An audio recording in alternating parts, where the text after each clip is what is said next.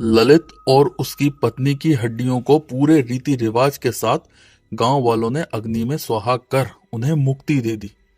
लेकिन ललित का कटा हुआ सर तो तहखाने में ही रह गया, जिससे ललित को मुक्ति नहीं मिल पाई। लेकिन फिर गांव कुमुदपुर में वो भूतिया कटे सर की बारात फिर नहीं निकली।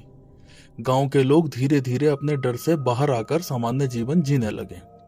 लेकिन इसके विपरीत तहखाने में छूटे हुए उस कटे हुए सर के अंदर गुस्से की चिंगारी धीरे धीरे भयानक आग में बदल रही थी।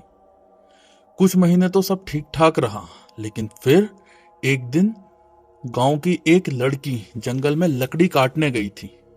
जब उसकी नजर पेड़ पर गई तो वहां एक लाश लटकी हुई थी।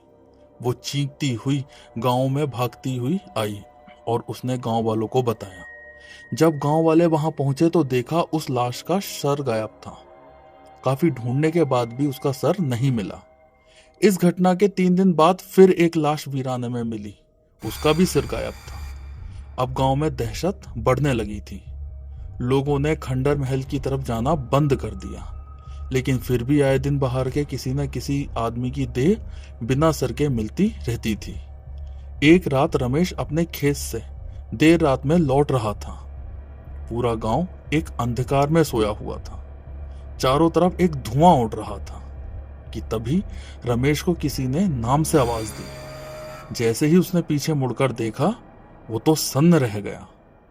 ललित का वही कटा हुआ सर हवा में तैर रहा था।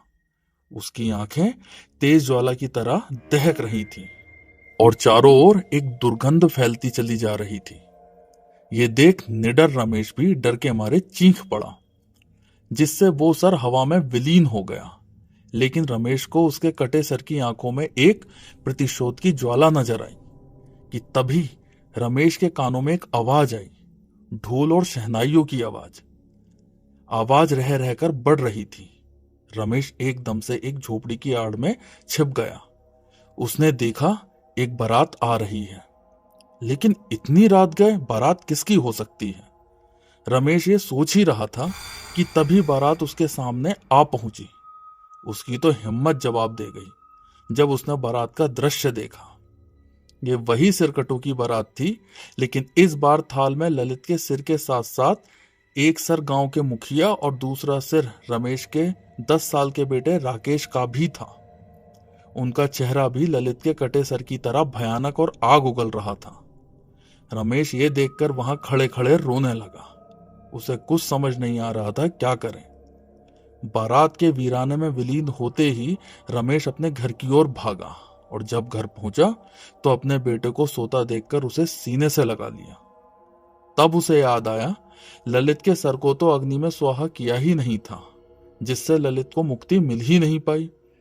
इसलिए वो फिर आ गया है गांव वालों को काल का ग्रास बनाने। रमेश ने अपनी पत्नी और माँ बाप से कहा कि बच्चों और तुम सब लोग अभी कुछ दिनों के लिए बाहर मत निकलना। कि तभी रमेश के पिता ने कहा, रमेश, मैंने देखा कि वो कटे सर की बारात फिर निकलने लगी है। इसका मतलब ललित की पत्नी का श्राप गांव से खत्म नहीं हुआ।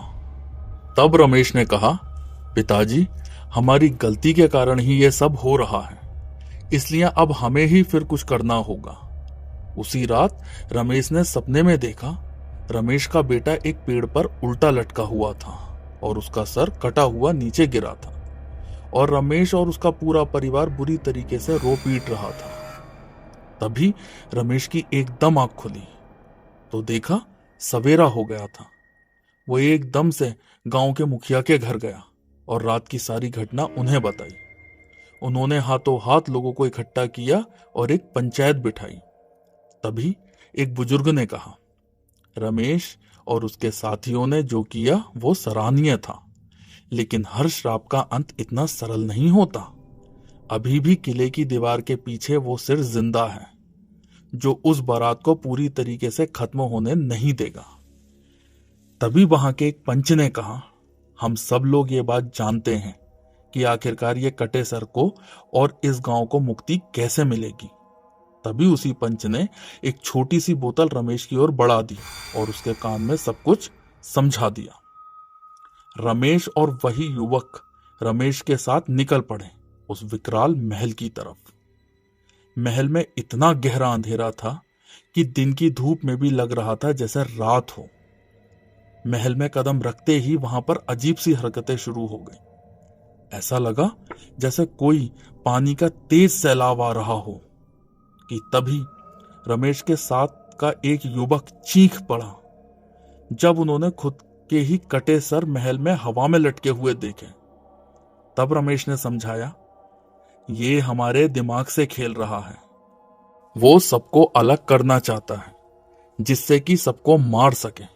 सबकी भलाई इसी में है कि सब एक साथ रहें। अभी वो तहखाने की ओर बढ़ ही रहे थे कि तभी उन्हें एक कोने से फुसफुसाहट की आवाज आई। उन्होंने उस तरफ ध्यान ना देकर तहखाने का जैसे ही दरवाजा खोला तो सब एकाएक डर गए, क्योंकि वहां पूरे तहखाने में पूरे गांव के लोगों के कटे सर थे और रमेश व उनके साथियों को देखकर सारे कटे सरों ने उन पर हमला बोल दिया। बस थाल में ललित का कटा सर था, जो कि बेहद तेज भयानक हंसी हंस रहा था। रमेश ने एक बात पर और गौर किया, वो कटे सर केवल डरा रहे थे और बार बार ललित के कटे सर की ओर देख रहे थे। रमेश ने आओ देखा ना ताओ, बस एकदम से बोतल खोलकर वो उस ललित के कटे सर पर उड़ेल दी। वो गंगा जल था जिसके पड़ते ही कटा सर एक तेज चीख के साथ निष्क्रिय हो गया और उसके साथ के सारे सर हवा में गायब हो गए। रमेश ने जल्दी से ललित का कटा सर एक कपड़े में रखा और वहां से सबने भाग लगा दी। जब वो सब गांव पहुंचे तो एक बड़ी सी चिता तैयार थी। पूरी क्रिया के साथ उसके सर को फिर से एक बार अग्नि में स्वाहा कर दिया और इसी के साथ पूरा गांव ललित की पत्नी के श्राप और ललित के कटे सर के क्रोध से हमेशा के लिए मुक्त हो गया। उस दिन के बाद गांव में कभी भी कटे सर की बारात नहीं निकली।